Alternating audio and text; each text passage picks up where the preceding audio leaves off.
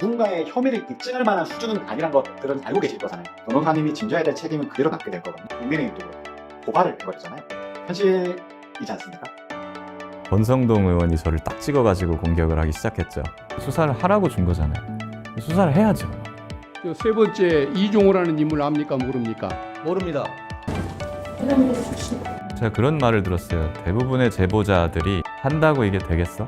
그런 것 때문에 포기한다고. 덮어버리면 아무것도 되지 않는 거지 않습니까?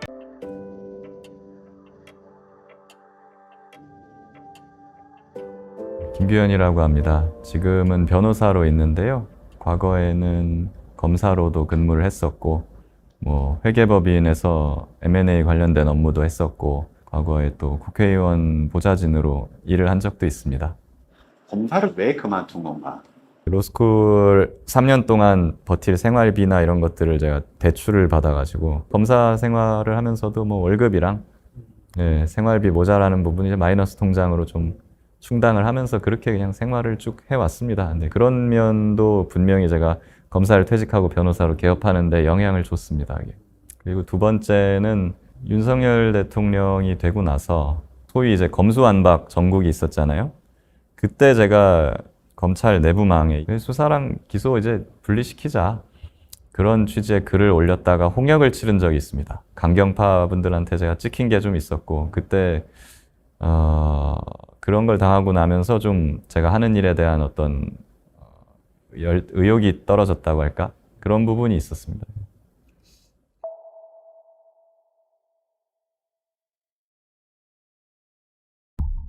김 변호사는 해병대 선배를 통해 도이치모터스 주가 조작 공범 이종호 씨를 우연히 만나게 됐다고 했습니다. 제일 처음 이종호 씨를 어떻게 만나시게 된 겁니까? 송 선배라고 있습니다. 거의 10년 가까이 알고 지내던 해병대 선배가 계셨어요. 변호사 개업을 했다고 하니 이제 저를 도와주신다면서 이제 사람들을 많이 소개를 시켜주겠다. 작년 3월달 변호사 막 개업했을 때죠. 그때 이제 포항에서 해병대 훈련이 있는데 그거 참관을 가자 몇 명 하고 좋은 사람들이 온다. 그래서 제가 갔죠.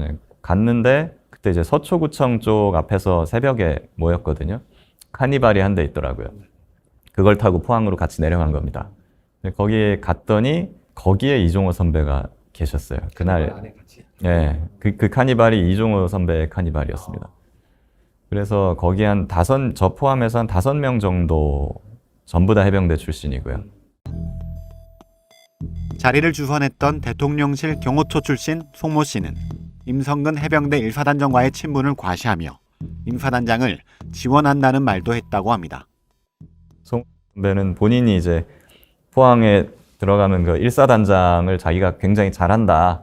청와대 근무했던 시절부터 자기가 알았는데 굉장히 사람이 괜찮고 이번에 해병대가 사성장군까지 될 수 있게 바뀌었는데 이 사람은 이제 사령관도 되고 사성장군까지 되면 참 좋겠다. 자기가 그렇게 한번 만들어 보려고 한다. 이런 얘기했고 아유 좋다고 박수 쳤죠.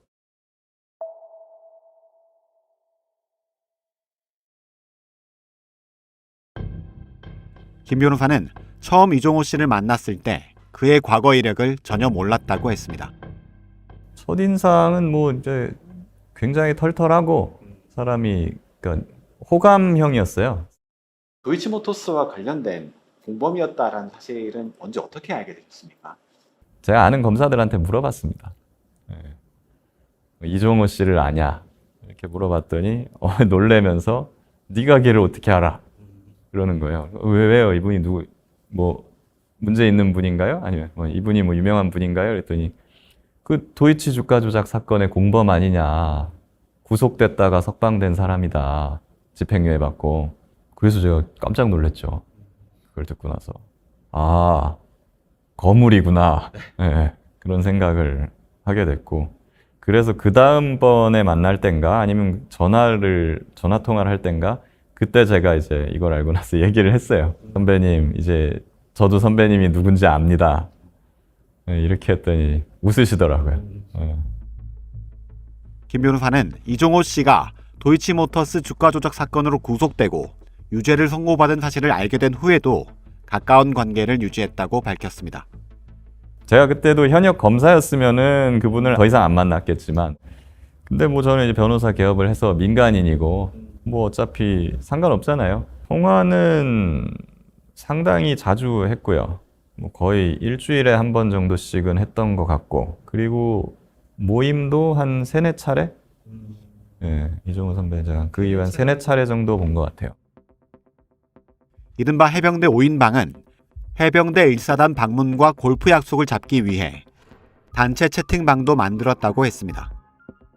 단톡방은 임성근 사단장과의 골프 모임을 일정을 구체적으로 잡기 위해서 만들어진 단톡방입니다. 이게 5월, 6월 그때쯤에 골프 모임과 관련해서 주로 얘기가 나왔고, 근데 그게 무산됐잖아요. 이종호 선배나 다른 사람들 일정이 안 돼가지고.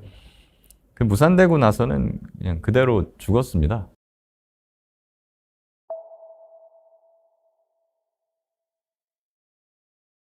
최혜병 사건이 터졌습니다. 7월 19일이었잖아요. 그때 뭐 하고 계셨습니까? 그때 그냥 일하고 있었던 것 같습니다. 그 사무실에서 일을 하고 있다가 뉴스로 본 것 같아요. 예, 해병대원 한 명이 이제 물에 빠져서 떠내려간다. 그리고 숨졌다. 보고 저도 해병대를 나왔으니까 어떻게 저런 사고가 있을 수가 있나. 굉장히 안타깝다. 변호사 홍보용으로 유튜브 하고 있었다 그랬잖아요. 그래서 이것도 한번 다뤄보자 하고 제가 뭐 관련 법령이나 이런 거를 검토를 해보니 해병대 수사단장이 잘못한 게 없는 것 같은 거예요. 예. 그러니까 제가 그걸 영상을 한번 만들어 가지고 올렸죠. 이 해병대 수사단장은 잘못이 없고 뭔가 이거 석연치가 않다. 이렇게까지 하는 이유가. 이렇게 올렸더니 해병대 그 수사단장 박정훈 대령의 동기회에서 연락이 오더라고요. 그렇게 전우들을 만나가지고 활동을 하면서 자연스럽게 이제 진상규명과 박정훈 대령 명예회복 활동을 하게 된 거예요.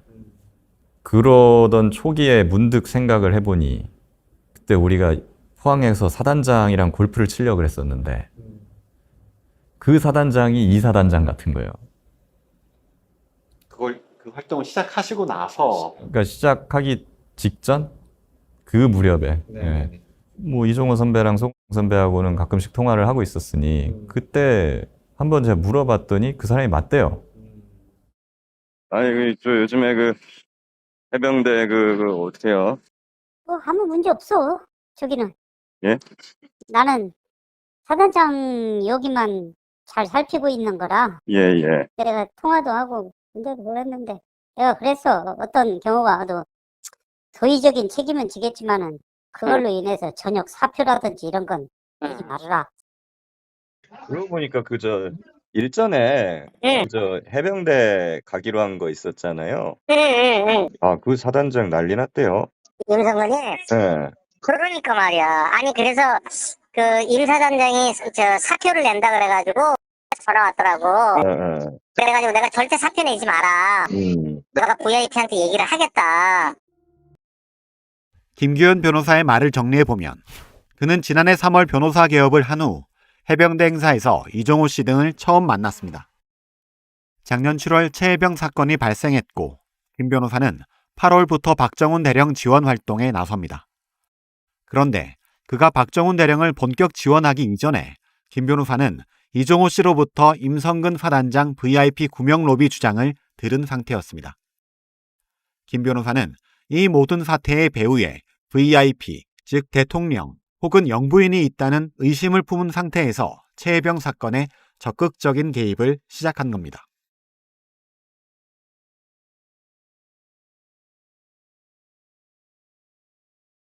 김 변호사가 이종호 씨로부터 들은 임성근 사단장 VIP 구명 로비설을 폭로한 것은 1년 이상이 지난 올해 7월이었습니다. 왜 최해병 사건 직후 곧바로 폭로하지 않았을까?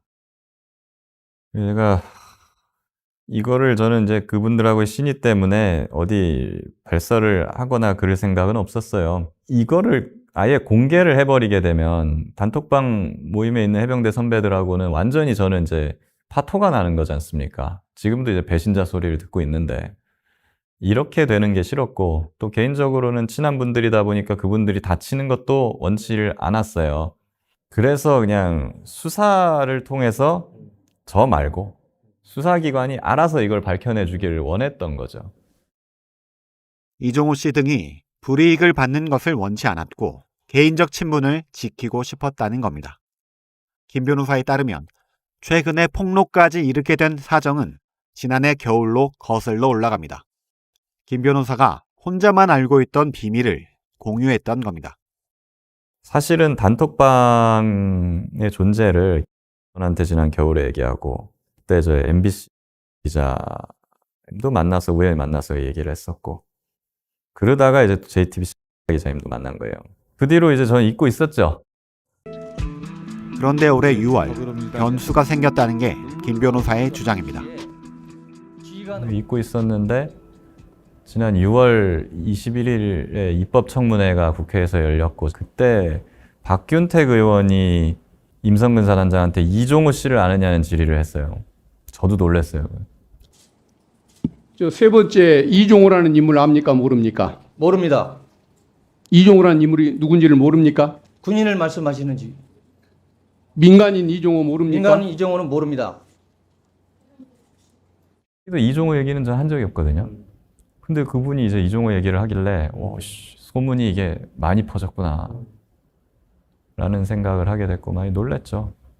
그리고 나서 그 다음 주에 JTBC에서 연락이 와가지고 단톡방을 보도를 해야겠다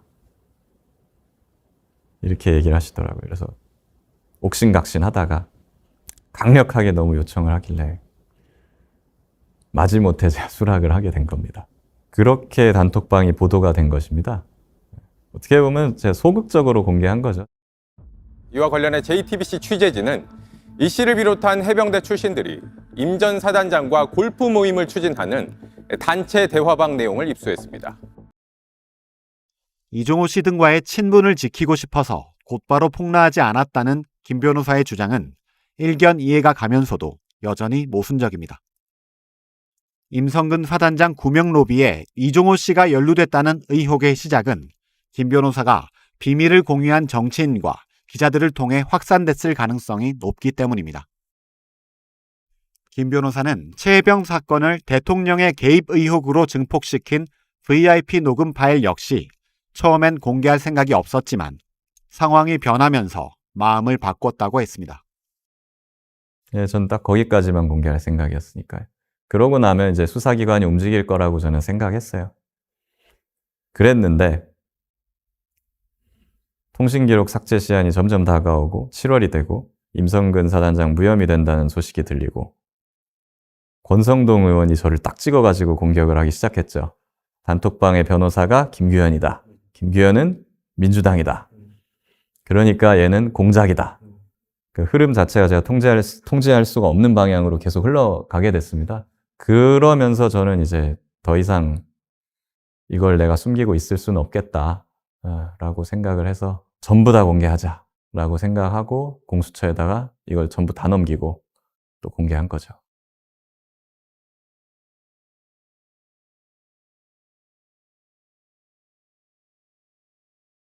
결국 김규현 변호사는 지난해 겨울 지인들에게 이른바 이종호 단톡방을 처음 이야기했다가 올해 6월 그 내용이 보도됐고 자신에 대한 여권의 공세가 시작되면서 VIP 녹음 파일까지 공개할 수밖에 없었다는 겁니다. 그러나 단톡방부터 녹음 파일까지 모든 내용을 이미 알고 있던 김 변호사가 이종호 씨 등과 친분을 계속 유지한 상태에서 동시에 박정훈 대령의 지원 활동에 나선 것은 정치적 노림수가 있었던 게 아니냐는 의심을 자초했다는 지적도 나옵니다. 국민의힘이라든가 변호사님의 신뢰성을 부정하는 분들께서는 이것이 그때부터 짜여진 계획 아니었냐. 녹취까지 제가 공개할 생각은 진짜 1도 없었어요. 네. 단톡방 정도만 해도 수사를 하면 밝혀지지 않겠나 하는 생각이었고 근데 만약에 제가 진짜 어떤 정치적 목적을 가지고 이거를 다 빌드업을 해나갔다면 총선 전에 했겠죠. 그랬으면은 야당이 200석도 되고 제가 공천도 받고 그랬을 수도 있잖아요. 그러면 훨씬 더 편하게 특검을 할 수도 있었겠죠. 이런데 왜 안 했냐라고 저를 지금 비난하는 분들도 계세요. 그가 올해 3월 민주당 지역구 국회의원으로 공천 신청을 했던 경력도 제보 공작 의혹의 불씨가 되고 있습니다. 왜 출마를 결심하시게 된 건가요? 이 사건을 알리기 위해서 나간 겁니다. 그때는 이 최혜병 사건이 굉장히 관심도가 떨어지고 있을 때였습니다. 국민으로부터 잊혀지고 있었거든요, 이게. 그래서 여러 가지 저희가 아이디어를 많이 냈었고, 그런 것 중에 하나가 저의 출마였습니다. 김기현 변호사가 출마를 해서 이 얘기를 계속 떠들어서 이걸 이슈화시키고, 혹시 만약에 당선까지 된다면 이 최혜병 진상규명 활동을 계속 국회의원으로서 이어나가면 좋지 않겠느냐. 근데 이제 동시에 출마라는 선택지는 정치적 당파성을 입히게 되는 거잖아요. 그렇죠. 근데 그 당시에는 이대로 놔뒀다가는 이 완전히 이제 잊혀지고 흐지부지 된다라는 위기의식이 있었기 때문에 그런 거를 이제 막, 염두에 두고 그것 때문에 못하고 그럴 상황은 아니었습니다. 네. 기회가 된다면 다시 출마를 하실 겁니까? 이 사건 진상규명에 도움이 된다고 하면 저는 뭐든지 지금은 할 수 있다는 생각이에요. 근데 현재로서는 뭐 선거가 있는 것도 아니고 아무 계획이 없습니다.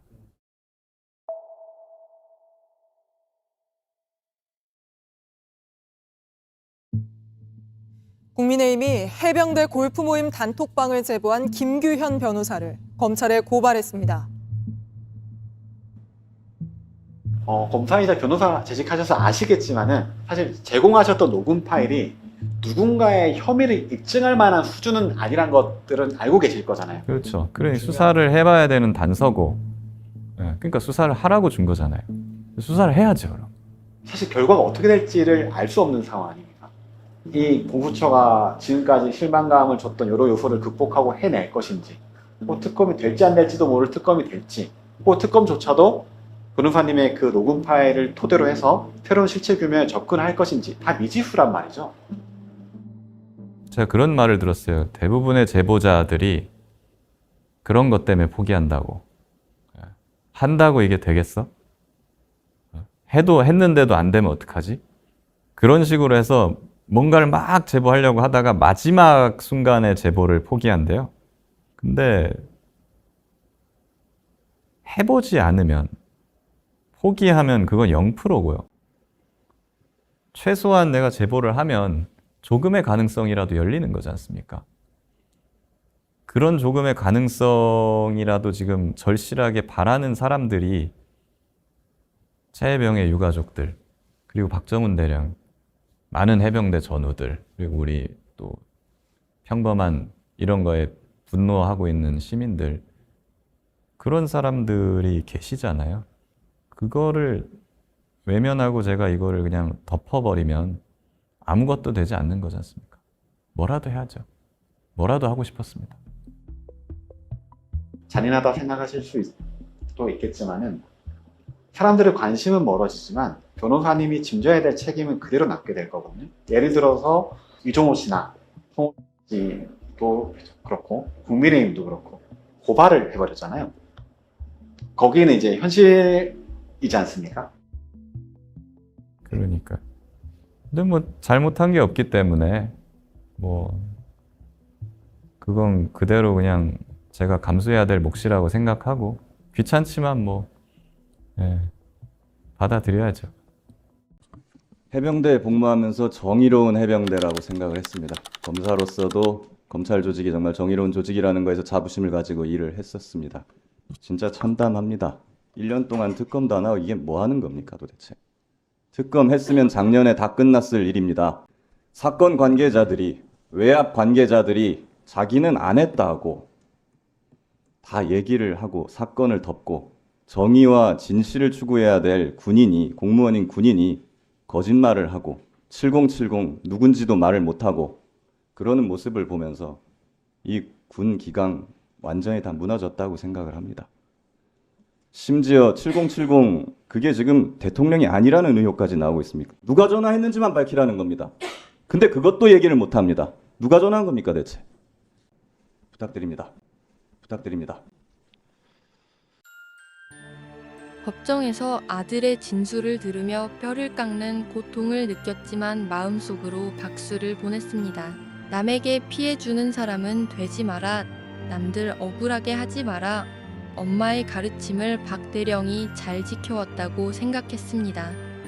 전 해병대 수사단장 박정훈 대령에 대해 형사재판 관련한 특검의 결정을 말씀드리겠습니다. 1심 법원은 이미 이 사건을 1년 이상 심리하여 박정훈 대령에게 무죄를 선고한 바 있습니다. 특검은 원심 판결과 객관적 증거, 군 검찰 항소 이유가 법리적으로 타당한지를 종합적으로 검토한 끝에 박정훈 대령에 대한 항소를 취하하기로 결정하였습니다. 박정훈 대령은 무죄다!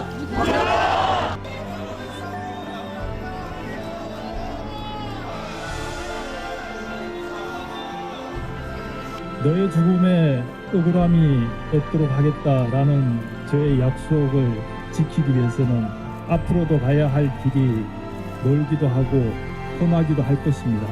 하지만 저는 결코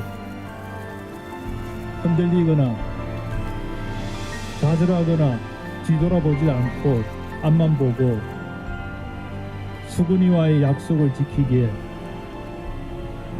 혼신의 노력을 다할 것입니다. 그것이 바로 정의고 법치를 살리는 길이라고 저는 생각하기 때문입니다.